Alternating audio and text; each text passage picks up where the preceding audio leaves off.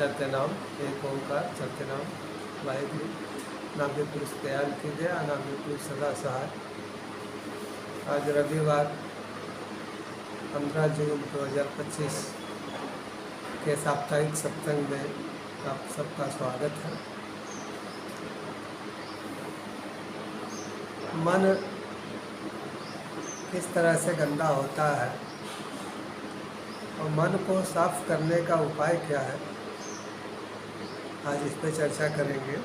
एक भजन है गुरु महाराज कबीर साहब का,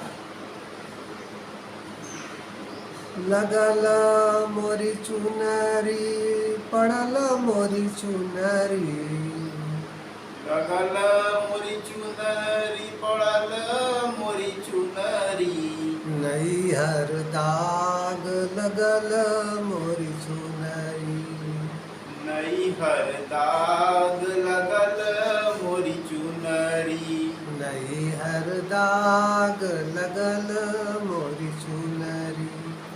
नैहर दाग लगल मोरी चुनरी।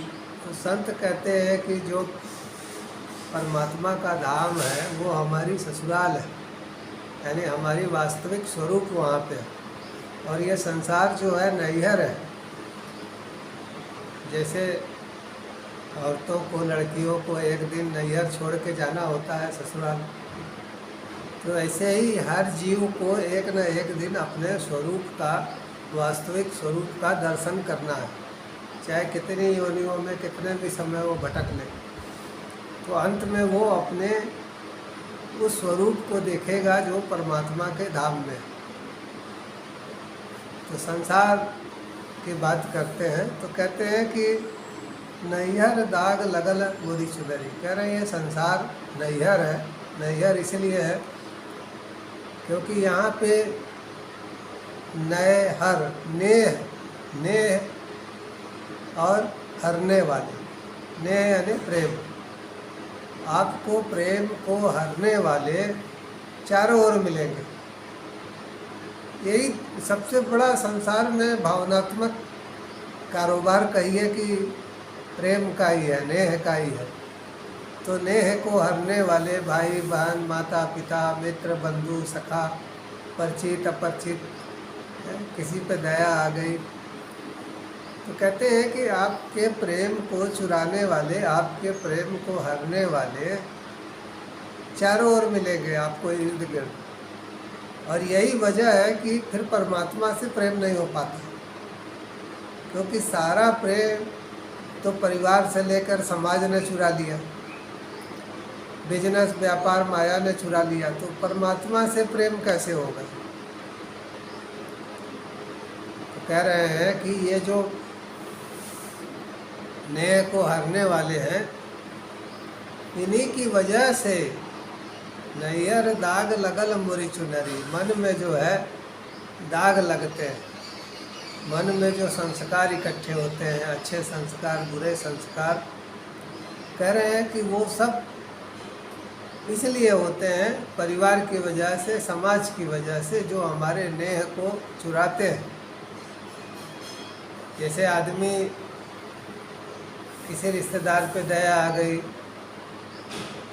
और उसको खुश करने के लिए या उसकी मदद करने के लिए उसने कुछ गलत भी कदम उठा लिया, लीगल इलीगल कुछ भी किया, तो मन के ऊपर एक दाग लग गया। इसी तरह संसार में लोग प्रेम में आकर झूठ बोलते हैं, चोरी करते हैं, बेईमानी करते हैं। प्रेम में आकर के या किसी परिचित है, अपरिचित है, रिश्तेदार है, उसके प्रेम में आकर के बहुत से गलत काम करते हैं, तो उसका दाग जो है, बुरा संस्कार जो है मन के ऊपर इकट्ठा होता है, मन में इकट्ठा होता है। उसी को कह रहे हैं कि ये संसार नहर है, यहाँ नेह को, प्रेम को चुराने वाले चारों ओर मिलेंगे, और वही जो है हमें मजबूर करते हैं आत्मा को गलत करने के लिए। इसी वजह से मन में दाग पड़ता है, मन में ऐसे संस्कार इकट्ठा होते हैं जो दाग की तरह ही।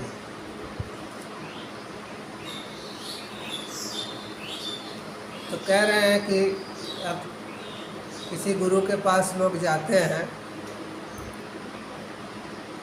तो भी समाज उसको बर्दाश्त नहीं कर पाता, क्योंकि सारा संसार स्वार्थ के ऊपर आधारित है। आप किसी का स्वार्थ अगर पूरा न कर पाइए तो कोई आपको एक गिलास पानी भी नहीं देगा। एक तिनका भी आदमी उठाता है तो कोई ना कोई स्वार्थ रहता है।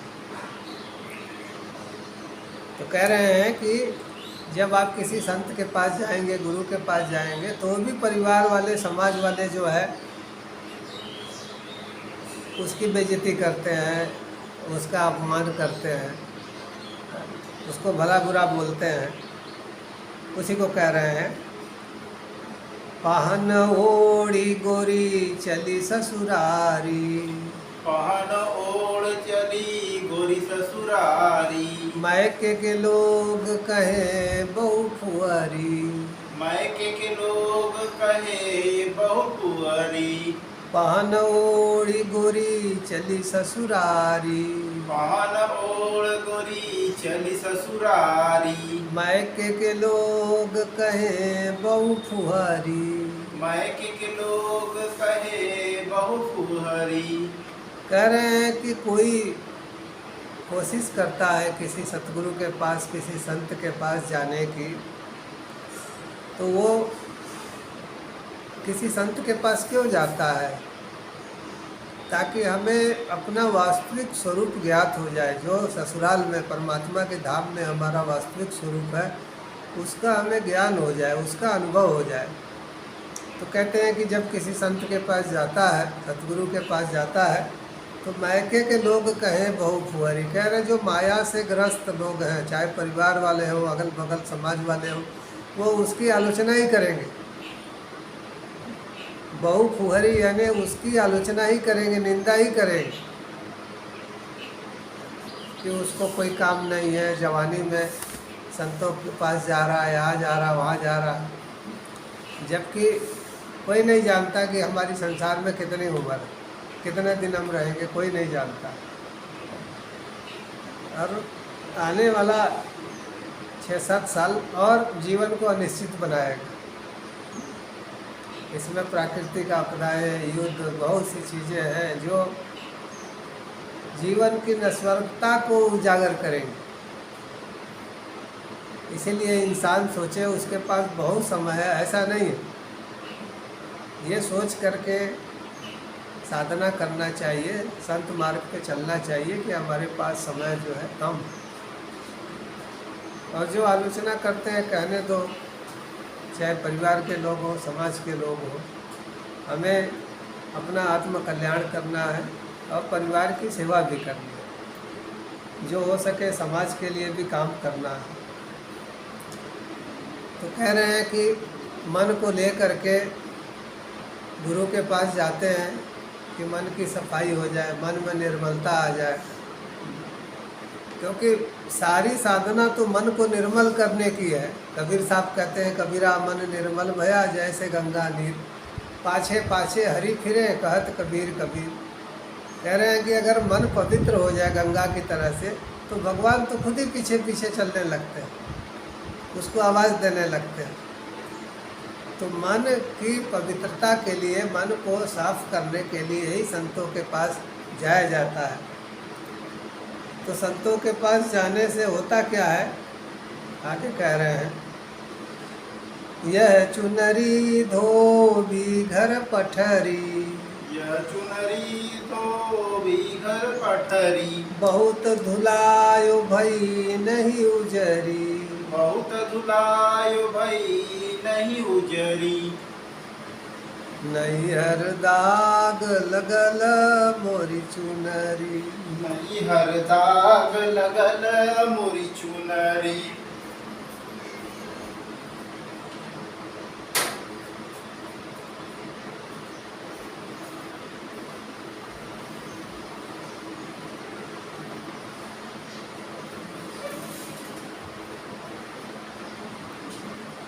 तो धोबी कहते हैं गुरु को।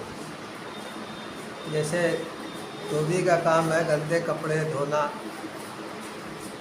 ऐसे ही जो संत महात्मा है, उनका काम है कि मन को धोना।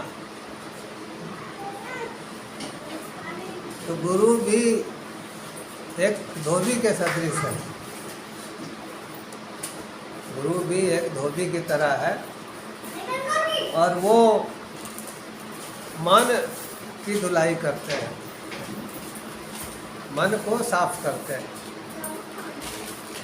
तो कह रहे हैं कि जब कोई अपने मन को लेकर के जाता है किसी संत के यहाँ, तो यह चुनरी धोबी घर पठरी।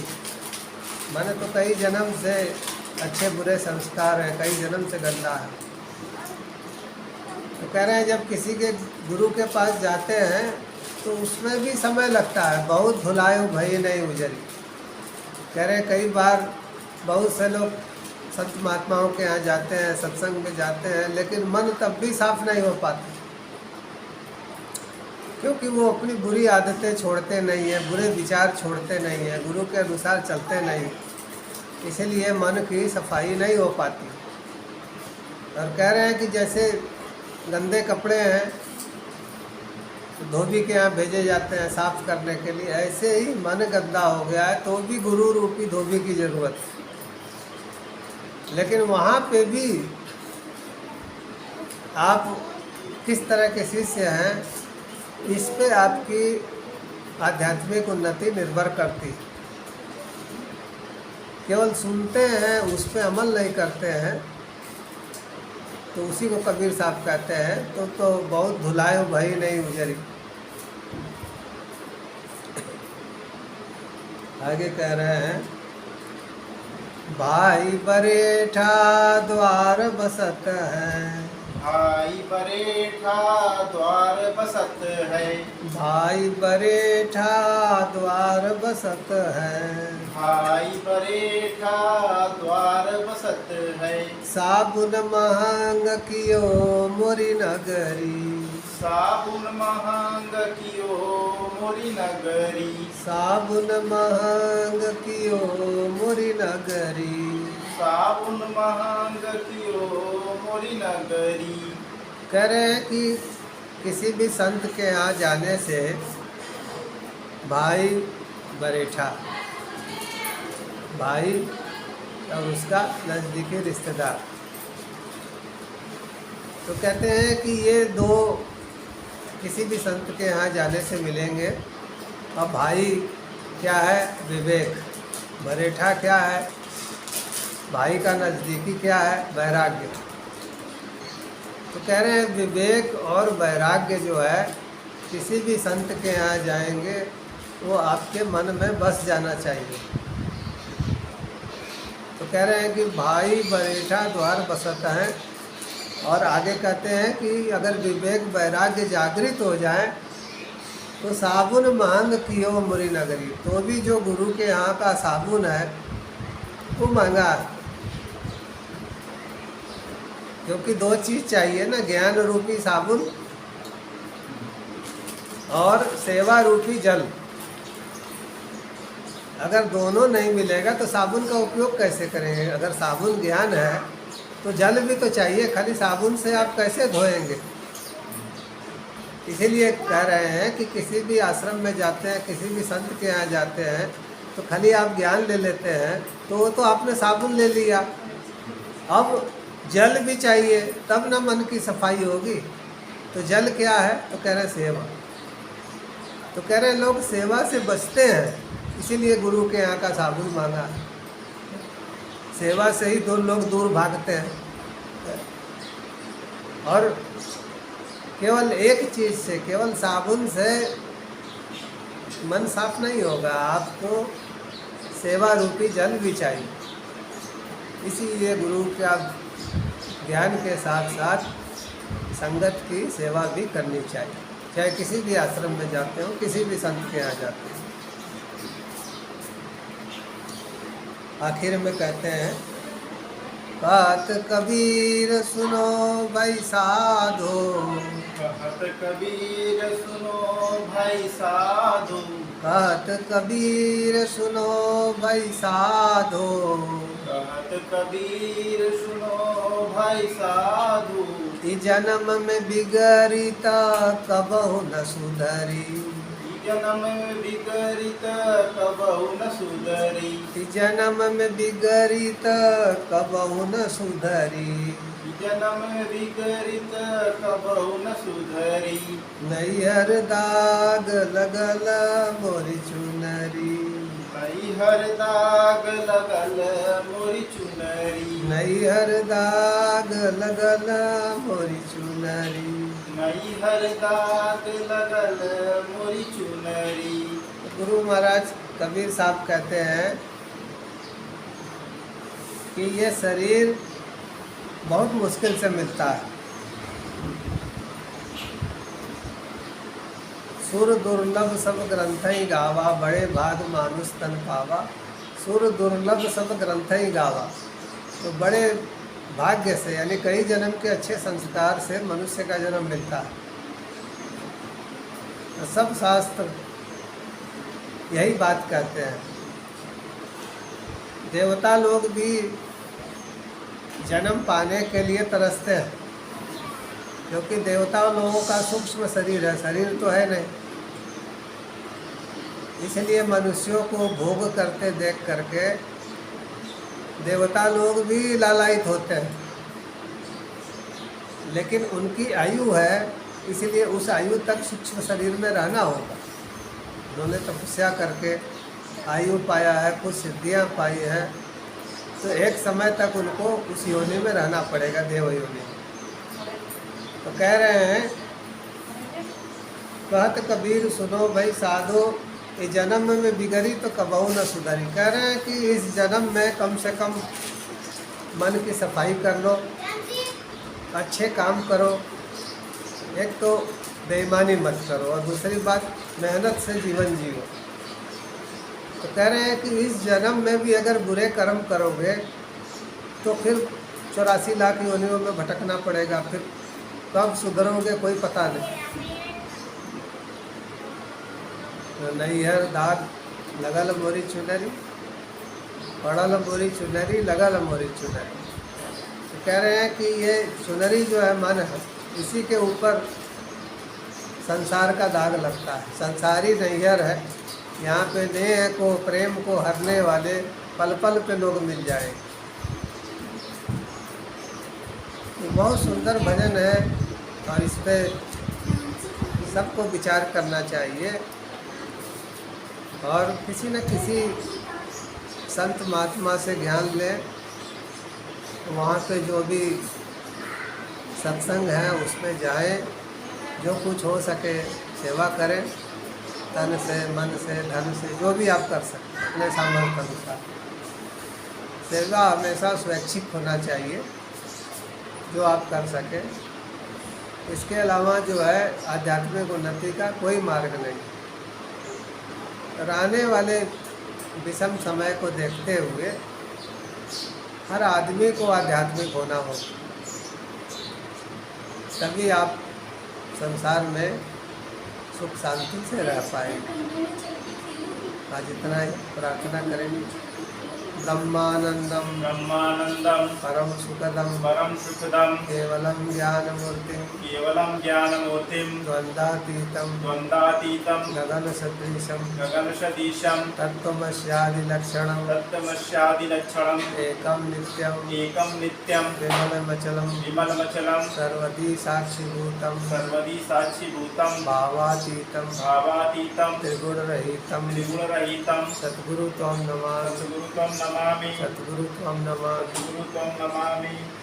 मानुष भजले गुरु चरणम मानुष भजले गुरु चरणम मानुष भजले गुरु चरणम मानुष भजले गुरु चरणम दोस्तर भव सागर तरणम दुस्तर भव सागर तरणम दोस्तर भव सागर तरणम दुस्तर भव सागर तरणम मानुष भजले गुरु चरणम मानुष भजले गुरु चरणम मानुष भजले गुरु चरणम मानुष भजले गुरु चरणम भव बाधा भव बंधन हरणम भव बाधा भव बंधन हरणम भव बाधा भव बंधन हरणम भव बाधा भव बंधन हरणम मानुष भजले गुरु चरणम मानुष भजले गुरु चरणम मानुष भजले गुरु चरणम मानुष